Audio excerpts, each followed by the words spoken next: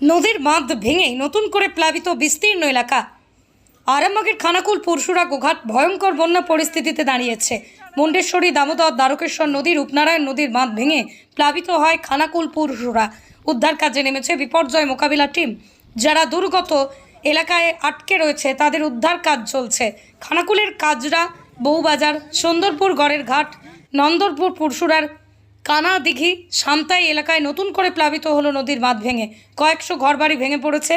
এখনও পর্যন্ত বন্যা দুর্গতদের উদ্ধার করা হয়েছে 700-র বেশি। বন্যা দুর্গতরা আশ্রয় নিয়েছে রাস্তার উপরে তাঁবু খাটিয়ে। সদ্য 1.5 মাসের শিশুকে নিয়েই তাঁবুতে আশ্রয় নিয়েছে খরা দীপ্ত এলাকায়। এখন আশ্রয় নিয়েছেন কোথায়? এই তো পাম্পেতে এখন আশ্রয় পাম্পে নিয়েছে। পাম্পে এতে পঞ্চায়েত থেকে কেউ একবার দেখতেও আসেনি, কেউ একবার উঁকি মারতেও আসে। ঘর বাড়ি ভেঙেছে, ঘর বাড়ি ভেঙে গেছে মানেতে। কতগুলো ভেঙেছে? আমাদের এক লাইন না, আমাদের 3টে বাড়ি, আমাদের 3টে বাড়ি ভেঙে গেছে। ওই পাশের বাড়ি সব যেগুলো ছিল সেই সব বাড়িও ভেঙে গেছে। সব ধুলিসাৎ হয়ে গেছে ওখানে। কখন হয়েছে? রাতে?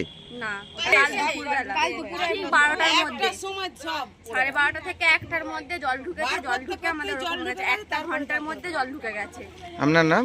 আমার নাম মঙ্গলা বাগ। আমাদের বাড়ি দেবো, বাড়ি দেবো, চার বাড়ির পাত্তা নেই। বাড়ি পেয়ে যাচ্ছে, বাড়ি পাইনি। এখানে 15টা ফ্যামিলি আছে। আপনাদের এখানে